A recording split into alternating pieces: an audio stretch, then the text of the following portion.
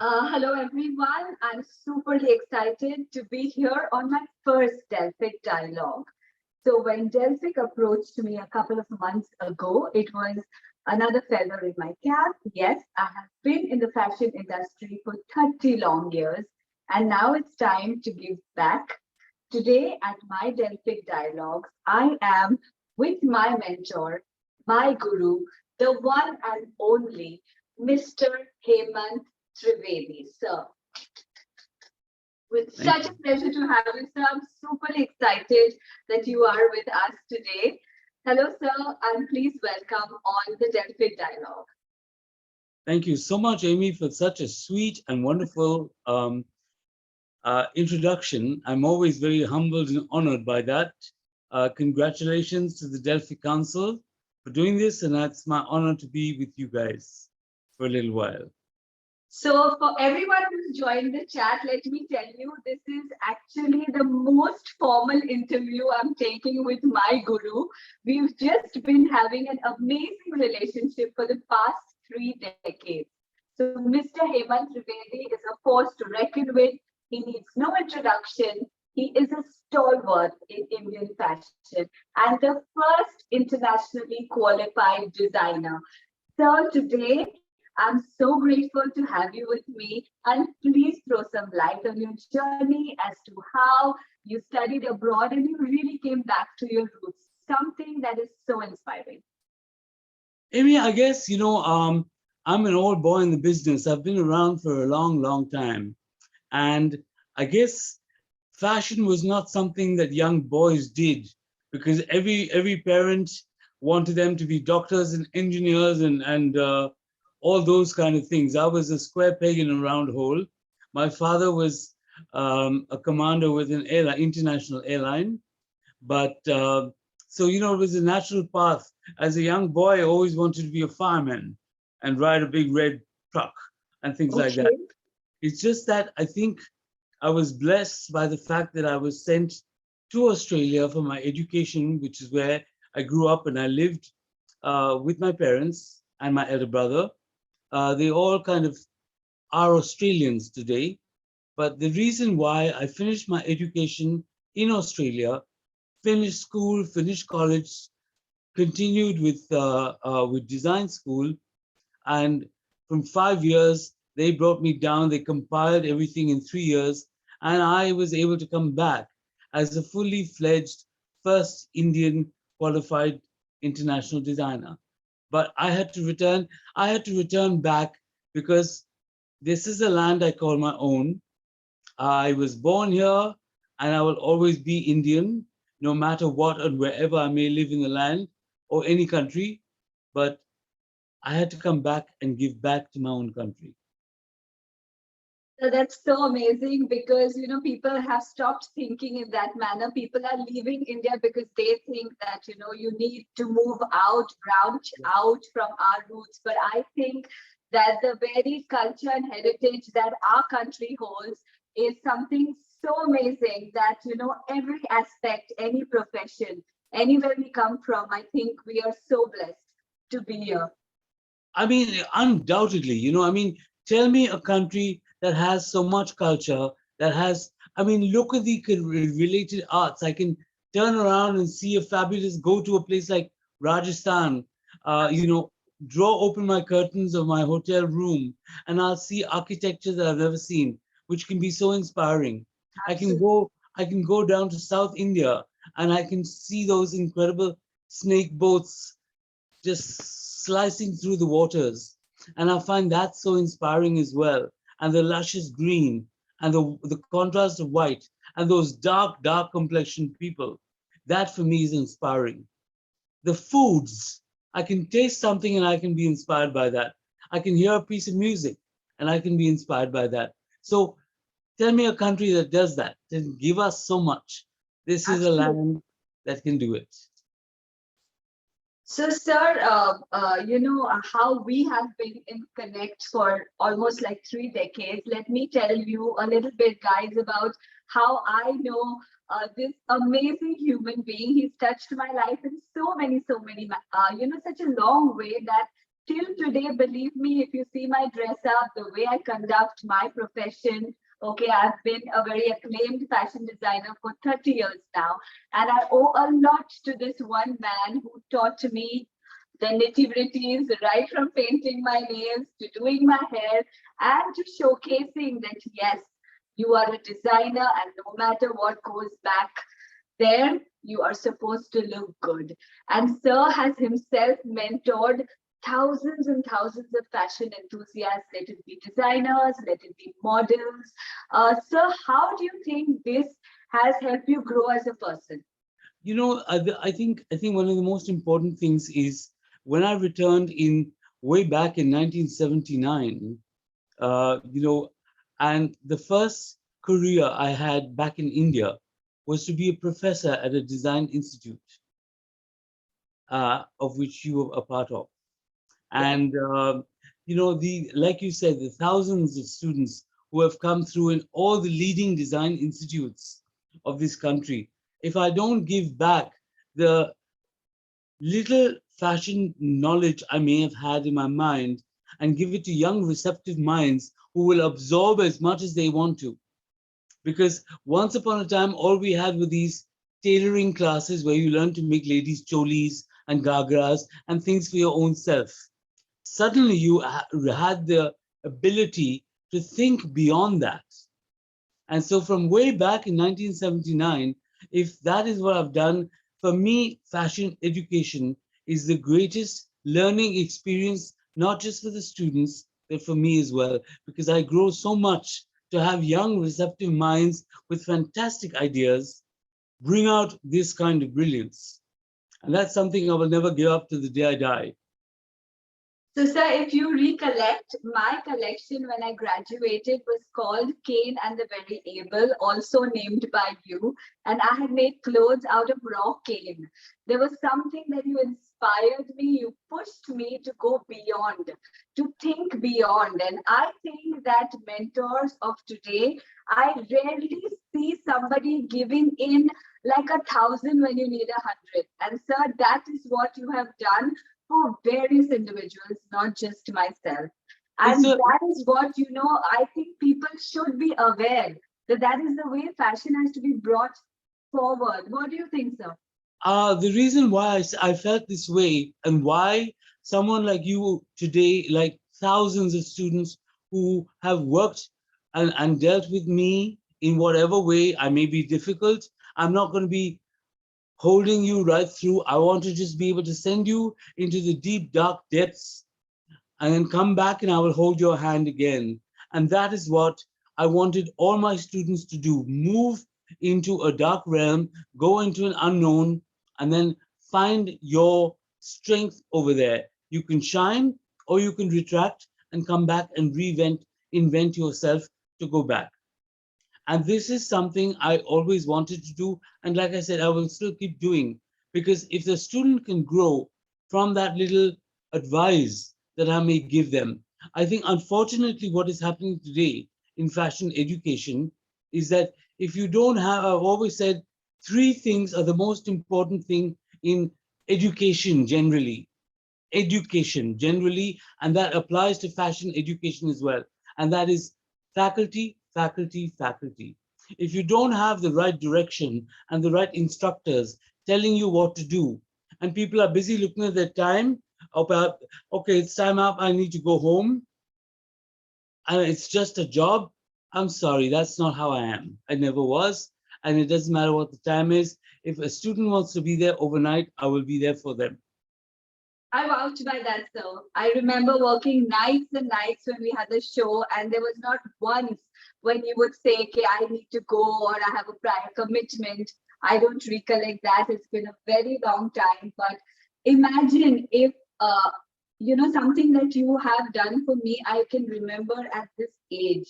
Imagine how much involvement you had in all our lives.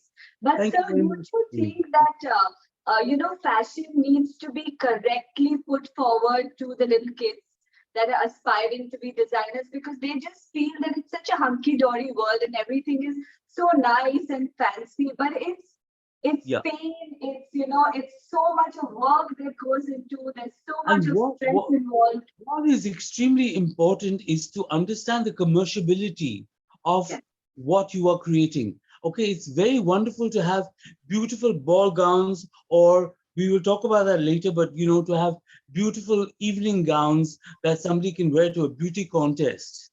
But absolutely. not everyone has the ability to do that, and to do it A, right, and B, can it sell? Or is it just going to hang in your wardrobe forever? Clothing is not a piece of jewelry that can last and be a hand me down for years and years and years and years. After a while, it has less hanger appeal, it's going to fall apart. It's fiber at the end of the day. And on one level, if you're not going to think about this aspect and not be able to sell your clothes, you are not a good designer. I don't care what a great artist you are and what a great sense of imagination you have. But if you do not know how to sell, and not just to somebody you know, or it is somebody who walks into your store or who walks into any store and says, I want this outfit, regardless of whether it's Amy Billimoria or it's Hemant Trevedi or it's anybody. That is Absolutely the magic of your sale. true. So, sir, since we are today at the Delphic platform, what do you think that Delphic as an organization can do to help budding designers? How can we showcase our talent internationally? Your views, your thoughts, because you've been here for such a long time. How do you see taking us this platform and taking this forward? I mean, the very reason that I'm here, besides yourself, Amy, is I love the cause of what the Delphic Council is doing generally. And I think if this is sustained and it continues, and people realize that it's not a flippant business to be in. And today, there are millions to be made. Every single person wants to dress up. Everybody wants to dress up and look right. Clothing is such an important aspect of one's life. You don't go, anybody who turns around and says they open their cupboard, they pull out their clothes, and they just wear whatever comes in their hand are liars. You have thought about the process, even if it was for 10 seconds. I'm going to wear a pair of blue jeans, and I'm going to wear a white shirt, and I'm going to wear a t-shirt, and I'm going to match it with those shoes, and I'm going to comb my hair, and I'm going to use that old gel that I hadn't used for a while just because I want to feel good today. Okay, everybody does that. I'm going to put on a little perfume, and I feel like wearing this lemon fragrance today.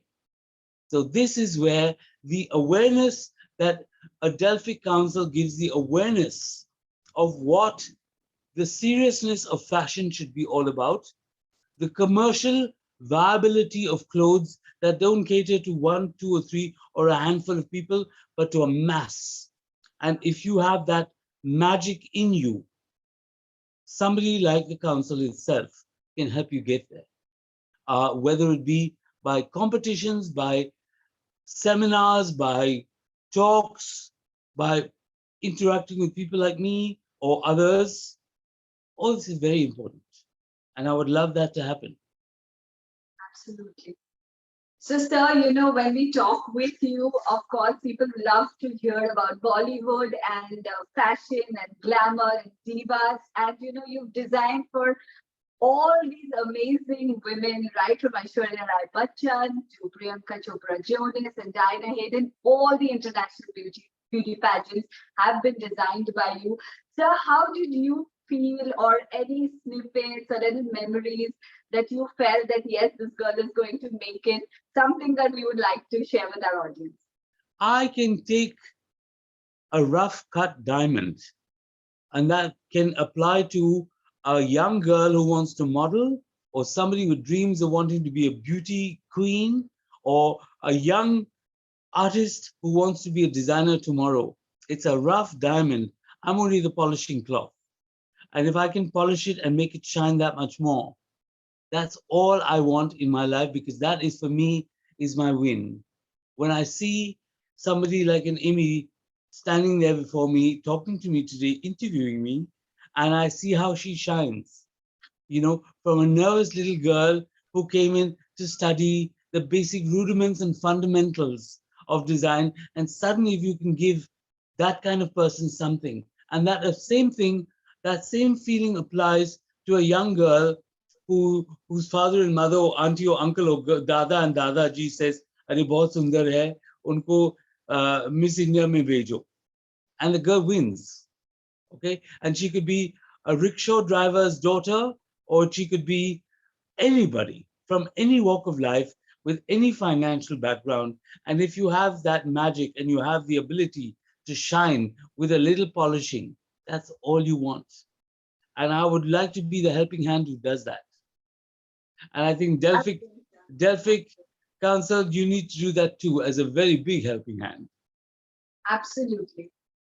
Also, sir, been through this amazing journey. I would like you to tell us something about how you used khadi and how that has taken this whole, now people use it as eco-fashion and eco-friendly. You were the earlier ones, your khadi revolution, you coming back to your roots. I think something that, all individuals now should imbibe, because the youngsters are not looking at this all the time. It's that is the unfortunate situation, because first of all, I don't like that word sustainability.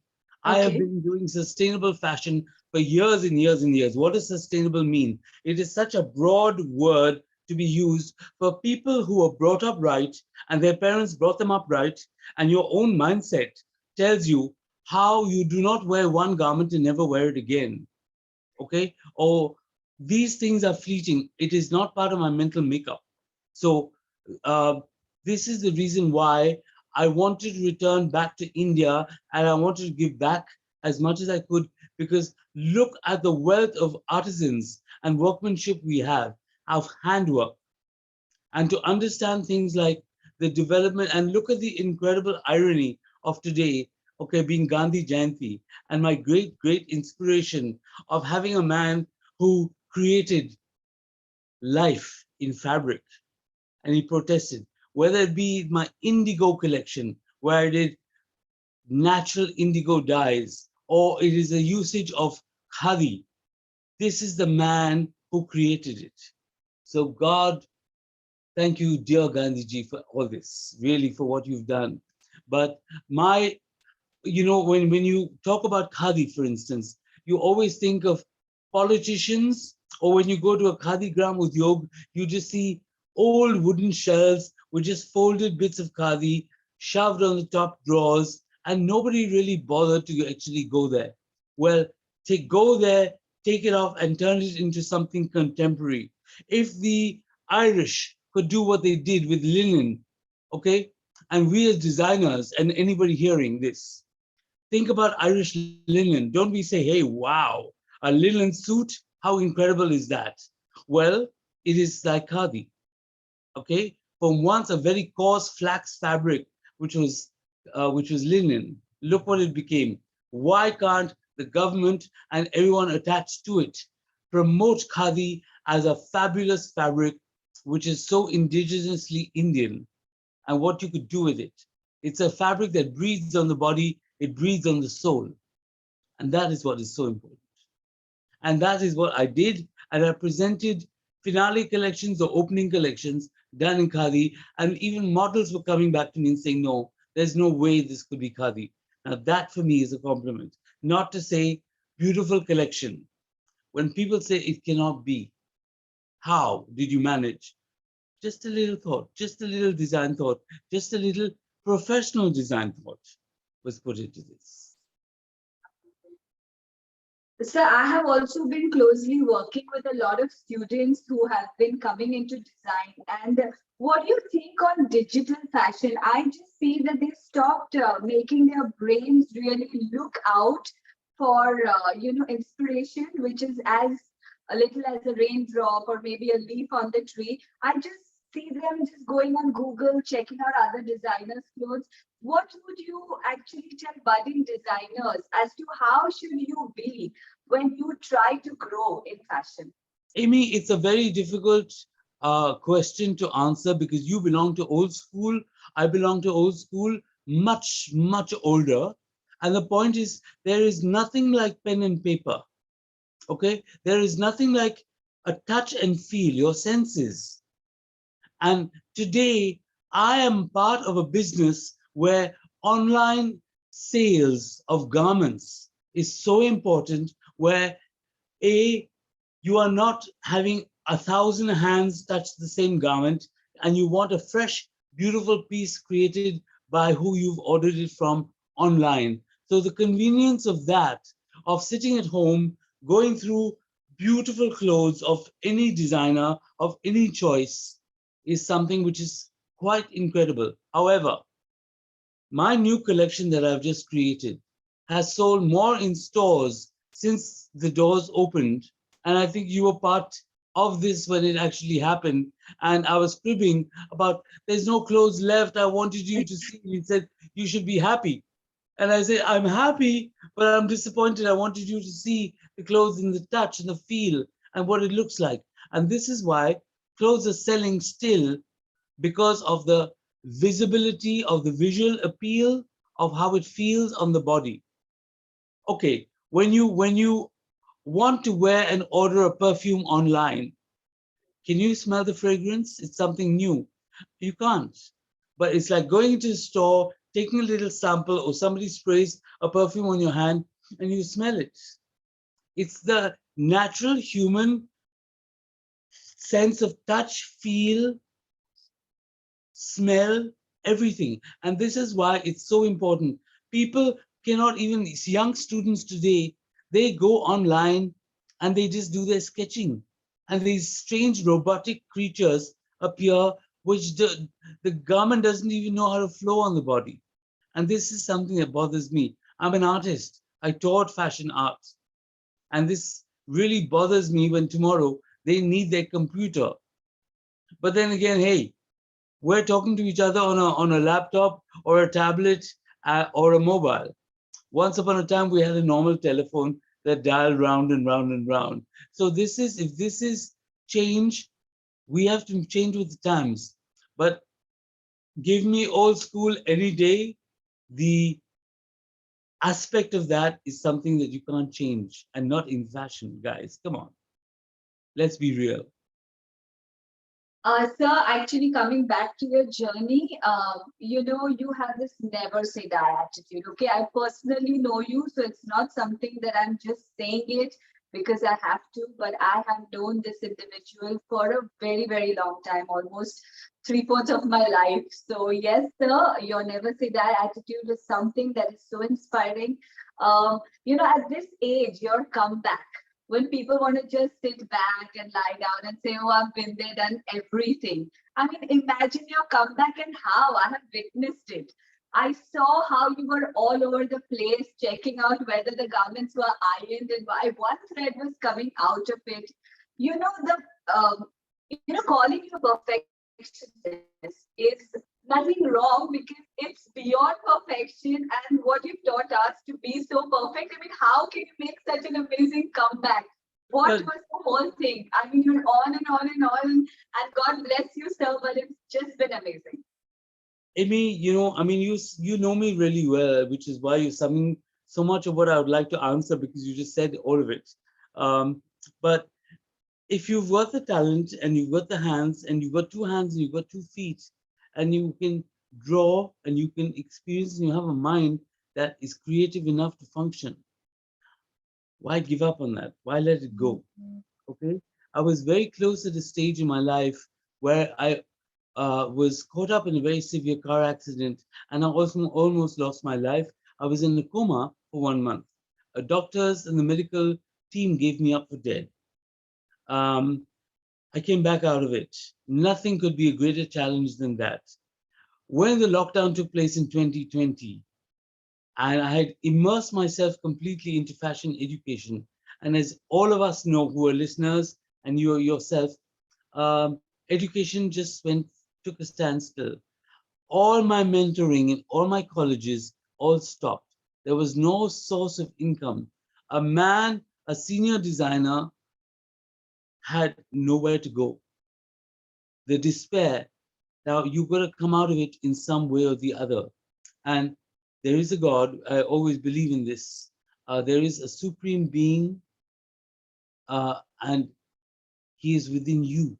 You don't need to go to a church or a gurdwara or a temple or a mosque, because if you believe that your God is within you, then I certainly do. I came out of a near-death experience, a near desperate.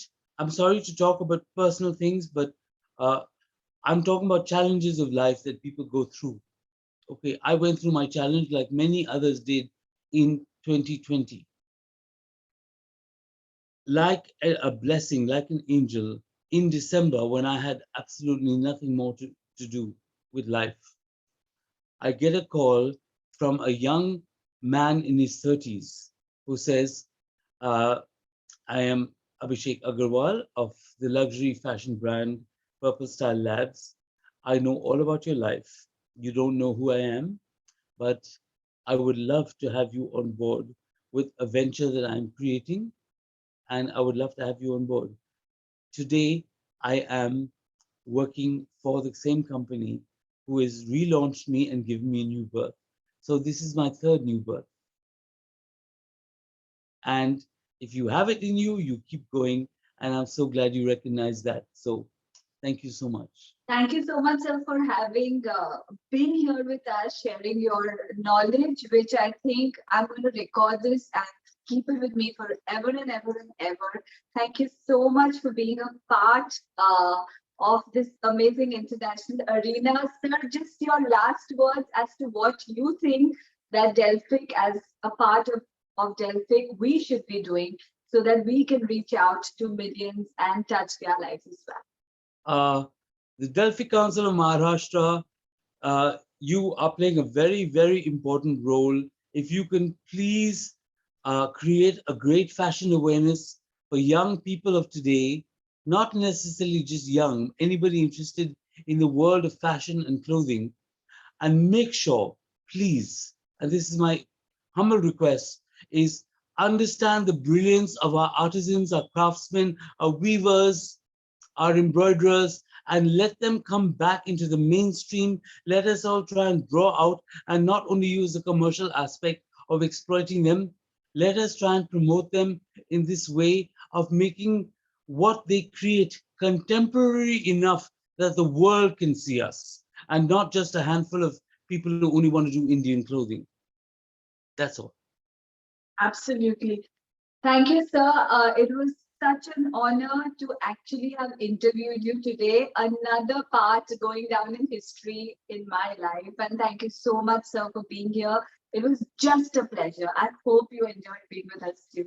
I loved it. We could have talked for a much longer time. I didn't even think that half an hour would even go by so fast. Thank you, Amy. Absolutely. It's And been to well. our audience, on behalf of my audience, I'm sure they've enjoyed every bit of this stalwart who has removed his time and, said okay to be here, because I know what a private person he is. He's always behind the scenes and never loves to do this. But for Because, that, sir, because I'm really grateful. I always believe let our work do the talking. We don't need to promote ourselves. Absolutely. Thank Remember you that. so much. Thank you so much, everybody. Thank you.